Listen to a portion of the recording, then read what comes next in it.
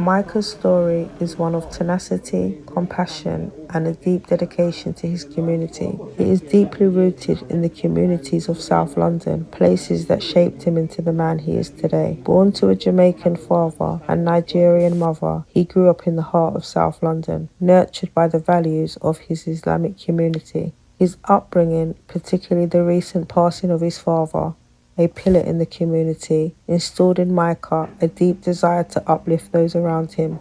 This spirit of hypocrisy fuels his desire to raise the next generation, ensuring that future generations benefit from the same sense of belonging and support. Micah's journey began roughly a decade ago when he joined forces with the Brixton Soup Kitchen, a fledgling organisation aiming to provide food, a safe space, and crucial support to the local community. His empathy and unwavering commitment were instrumental in the kitchen's phenomenal growth. This experience fueled Micah's desire to make an even greater impact. He co-founded Community Give Back, a charity that allows him to directly address the needs of his community. His approach is one of open-heartedness and inclusivity, demonstrating that young men from deprived backgrounds can become agents of positive change. His friendly demeanour and infectious humour endear him to everyone he meets, earning him recognition not just on the streets, but also within the corporate world. He spearheads the centre's outreach programme, connecting thousands of homeless individuals across South London with vital support services and legal advice. In recognition of his exceptional efforts, Micah received the prestigious Points of Light Award from Prime Minister Boris Johnson in 2020. Through his unwavering dedication and infectious compassion, Micah continues to illuminate the path forward for countless individuals in Brixton and beyond. You are locked in to the Welcome KMT back to yet podcast. another episode of KMT Podcast. Today we are here with Micah. He is the co-founder of Community Give Back and the manager of Brixton Soup Kitchen. Thank you so much, Micah, for coming to us today. Thank you for having me. How are you? I'm not bad, can't complain. Yeah, so really, I just want to get to know how it all started, how you got into this position, and yeah, tell us more. We'll start with the soup kitchen. Soup kitchen is it's a very passionate project for everyone that's involved. It's a grassroots organization, started from nothing and has rose to be what it is and continue to grow and do so much different things. How long has the kitchen been running for now? We've been running for 10 plus years now. Wow. And it started on the basis of just grassroots organization, just going out and asking people to bring your old bags, shoes, coats, and clothes, and then giving it out to people on the streets. And then from there, speaking to people and getting an understanding of what their wants and needs are. Mm-hmm. And a lot of people just basically saying they want to have somewhere where they can go during the day where they're not judged with race, color, creed, religion, somewhere that they can have to just be themselves and eat some food and chill out throughout the day. You're based in Brixton, right? Mm-hmm. And is it open to all areas? Brixton is just the title, it's just the base. Okay. We have an open door policy at our centre where it doesn't matter where you're from, if you need help, we're going to help you. And plus, we've worked all over the place. We even worked out of the country, done stuff in Ghana, in Jamaica, even in Miami, where people would think like Miami is like glitz and glamour, but there's loads of homelessness there, just like the same thing with LA. And so for us, Brixton is just the base. It's not the main focus of it. Just where we grew up, where we came from, and then we just spread out and just get the work done. Yeah, so you was able to put into your community initially? Yes, start at home first and then spread out. Okay, excellent work. What I've noticed and what I hear about is that you're able to provide that open door for people that are actually suffering. And especially like coming from the COVID times, there was an influx of people that were really suffering. And how was it for you during that time? So for us, during COVID, we were still ripping and running. We were out. We were even doing even more work to the point where we had to start breaking it down into different sectors because we were working with everywhere. Like we were going to Nottingham, we were going to go in anywhere that was needed help and that we could help, because obviously in COVID, loads of places shut down, loads of restaurants, loads of businesses. So we were getting donations left, right, and center, and we were just sharing with everyone. And we had a vast majority of families and OAPs and people that were suffering and high risk people that we were dropping food off to. So we had to start breaking it down into saying, all right, cool, we're going to do these 2 days in a certain part of South London, this day Wow. dedicated to West London, this day dedicated to North London, East London, and then surrounding counties. So it was like our work day could go from 11 o'clock in the morning all the way to 12 o'clock at night because we're up and down, we're doing so much. So yeah, it was a very busy time, but it was just like knowing that we're still being able to help people, Yeah. even if it's from a distance, was a great thing, Yeah. great feeling. No, that's really excellent. So where do you feel that your passion for helping people and supporting people came from? Do you know what? That came from my mother and my father because growing up, I've always seen them being so passionate in about helping people and looking after people and just that understanding of community. Like my mum's always done worked in a social environment, so worked in children's homes, worked with people with mental health, all these different kind of aspects. So this has been embedded in me from very young. And then also growing up in a Muslim community as well, it's a very important thing to make sure that you give charity and you look after people and just our whole environment, just being around the kind of whole aspect of like, listen, if you have, other people have. So that's why you have to be able to share. So it's like if I get money from my mum, she's not saying, oh, that's just your money. If you're going shop and your friend ain't got no money, make sure you look after your friend because this is how we've been raised. This is how we've been embedded in us. So that's just been my aspect from a very early age. I can't even pinpoint to say, oh, it was this specific point in time. It was just like, just always running with that. And it's fortunate. It just can't leave me because I'm always thinking about others, always trying to help, always trying to see how I can, share with people and support people. It's excellent. And so I would feel then that the soup kitchen and the community give back is natural progression. Yeah, definitely. It's definitely we can go through all different aspects of life and I've worked corporate, I've done loads of different other things and doing this is more about a passion, about wanting to make a difference and wanting to help people. And one of the beauties of even doing community give back where we're doing these events for the community and bringing families together and trying to bring back that essence of togetherness so that they can, some of these young people, for me, it's inspiring to elevate. So I might not change the world, but I might have an aspect of something that I've done that has put that into a younger person, and then they go ahead and go and do some other stuff. When you started getting into working with the soup kitchen, how did you find your response with people? How did people start dealing with you? I mean, initially it was quite good that people were very proud to see, one of the beautiful things about the soup kitchen is it's not about anything but just trying to make a difference. So it was a lot of good support. Like a lot of people, even to this day, like it's a good thing that you're doing. It makes me feel proud to know that we're offering something else that can help people and make people see it in a different aspect and take something and make it be such a beautiful thing and keep on, Would you say persevering. it's your full-time career, your full-time job? It is a full-time job, it is, but obviously outside of that, I have to do other things to continue on because helping people is a beautiful thing, but it doesn't necessarily pay the bills. So I have other outside entities and things that I have to do. Your hat brand is excellent. Thank you very Your much. designs are So superb. yeah, so that's one of my outside entities, and then I also do events as well and do some mentoring and different things. But to be honest, when you want to be a man of the people, it's not a thing where it's financially rewarding in the aspect. Some people make it work for themselves, but to be honest, it's one of those things where it's more of a passion than it is about being like super rich to from this. It was just more like, let me do what makes me feel good and where Would you my say heart though is. that you've made a substantial income from doing this? Nah.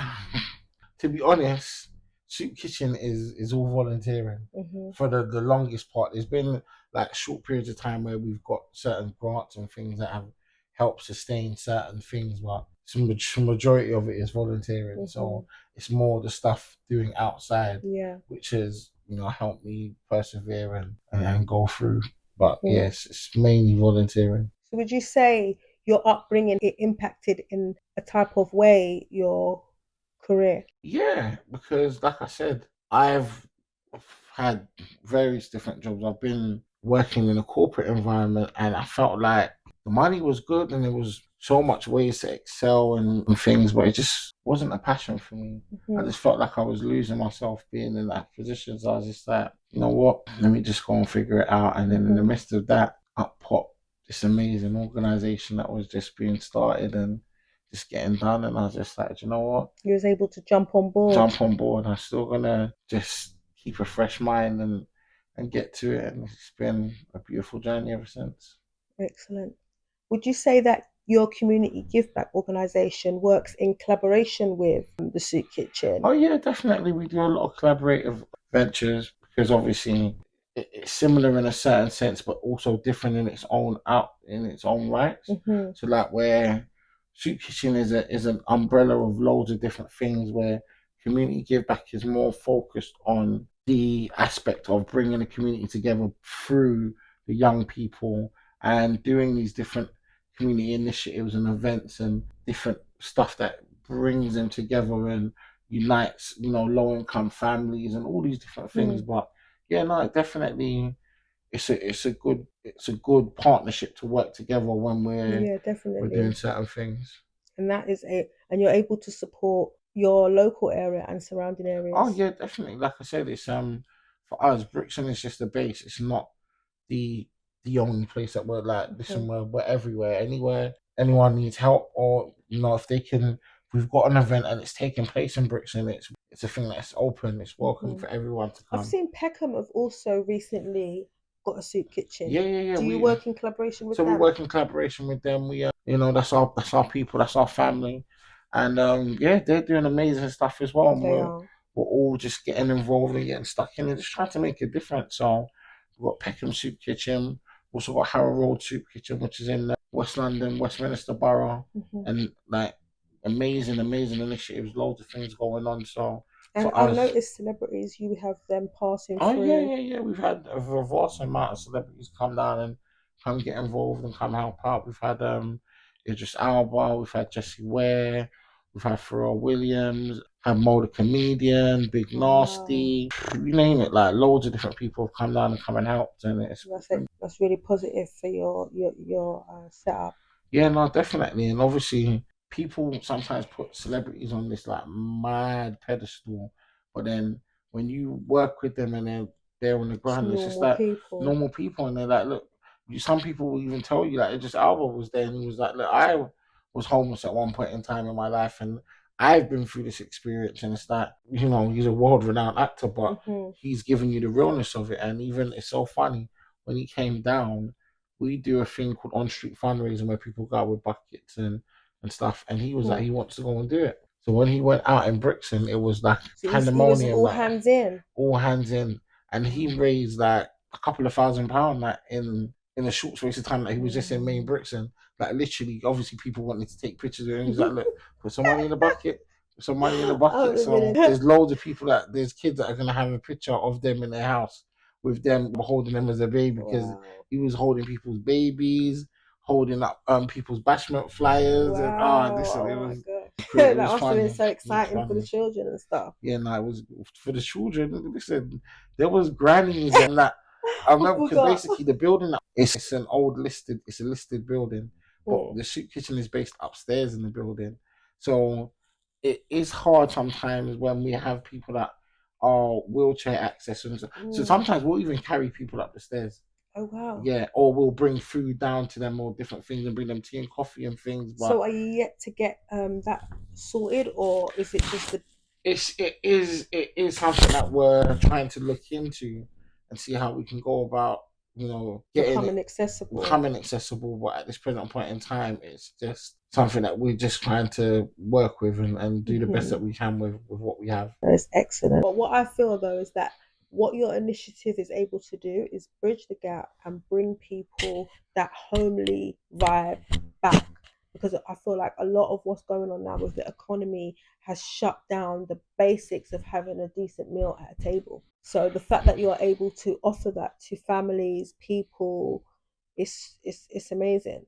Yeah, the cost of living crisis is a real thing. But even before the cost of living crisis, there's been loads of families, and over the years, it's just like it just keeps on going up and up and up, and it's continuously the same thing. That people are just in need, needing help, and for us, we cook meals every day, but we also have a food bank, so people can come and get hot meals, come and also Do you get guys food to deliver take away. meals?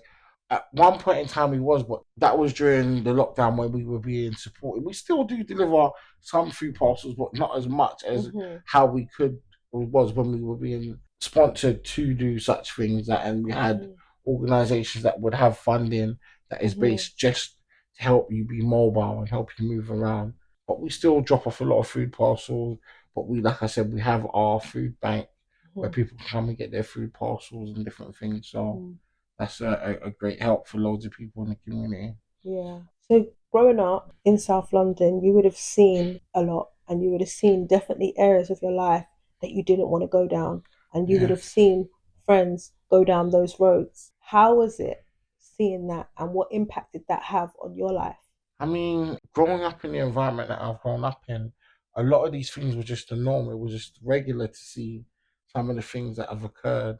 But also at the same time, it's also about having other outlets and being, I give thanks to my parents for taking me outside of my bubble and letting me see different places and going and being in different environments and being around different cultures and going to complete. Because there's some people have it right that haven't even left London, let alone there's some people that haven't even been to certain parts of East and North London. But for me, I was always well traveled in that sense of like, go and be free. Like, let's go and see the world and let's go and do certain things. And unfortunately, it's not accessible for everyone. But these are things that kind of help mold your mind and make you think outside of the box because you've been exposed to different things in different environments. Do you have business partners, close friends that you would spend a lot of your time with? Oh yeah, yeah. A lot of the people that I work amongst are friends that have been friends for 20 years plus. So, but it's not in the sense of, oh, I can only work with people, get on with people that I've known for a long period of time. Now that I've met, I've known them for 2 days, 3 months, and the You're able energy to is build. just, yeah, we're just able to build and do something and make it happen. So for me, it's always about being optimistic because you never know what you're going to meet or who you're going to meet. So what message would you give to the younger generation today in relation to staying on the right path? The message I would give to the young generation at this present point in time is don't settle for less and also don't feel that you can't do something because it's been told that you can't do it. Anything you put your mind to is possible, but then it's also have a balance, be able to kind of, appreciate have an appreciation. I feel like a lot of kids in this generation, and it's not all of them, but a lot of them, it's like a very gimme gimme mentality. So it's what they can get. And then even that when they do get, sometimes they don't appreciate it. So it's like that little subtlety of having appreciation for what you have and who you have in your life is a very important factor. And it will So go a long just, way. take time. There's no need to force right. Just go through the notions as you go through, but also at the same time be courageous, be adventurous, think outside of the box. Stay You know, creative. yeah, stay creative and allow yourself not to just become a part of what is the agenda for you or what's been told that you're supposed to do. Because you gotta think outside of the box. You never know what you can make happen and you just gotta go for it. I think that's a really good message for the young people, Thank and you. they need to hear that. Are you a family man? I am very family orientated. Like, I love being a part of a massive family with 27,000 cousins and nieces and nephews. It's a lot. But me personally, I don't have my own children, but I've played a major part in raising so many kids that, Would you want to have your own children? yes, that's a goal of mine. But for me, it's just work with what is in my life at this present point in time. So, what are your plans for the future? I know there's some excellent stuff coming out of the soup kitchen and the community give back. So, what are your plans and what do you feel your elements are going to be? My plans is just to keep on excelling, keep on being open minded, optimistic, learning, educating myself and educating my environment. Just keep on pushing, keep on thinking outside of the box. And just for me, one of the biggest things that when we have people that come and volunteer while expressing them is conversation and being in certain rooms in different places. You never know who you're going to meet. So for me, I'm a people's person. I go in any environment and speak to anyone and reason with You them have because excellent thank you. communications. But it's just an important factor to have because sometimes you might not have certain aspects or you might be told, oh, you can't do this, you can't do that. But then you get around in a certain environment and just that little bit of conversation can open the door for something different. So that's a very important factor of where I'm looking future in the future and thinking forward. It's just about having an open mind state, being very, you know, optimistic and just keep on striving, keep on pushing, just make it happen. Yeah, definitely. So I can't wait to see what the future brings with the soup kitchen. I know there's more stuff to come, and also with the community give back. Do you have any more plans to endorse any more charities? I mean, anyone that is doing anything positive, I'm all for it. I'm here to get involved in whatever is is pushing, like whether it's the most minuscule thing or it's something major, anything that's going on that is positive and we're trying to make a difference. They I'm with should it. contact you guys. So at the Yeah. end, what we'll do is we'll leave your contact details, and people, if they're interested, they can reach out to you. So thank you so much for coming. We really And thank you. I appreciate really appreciate you too. it.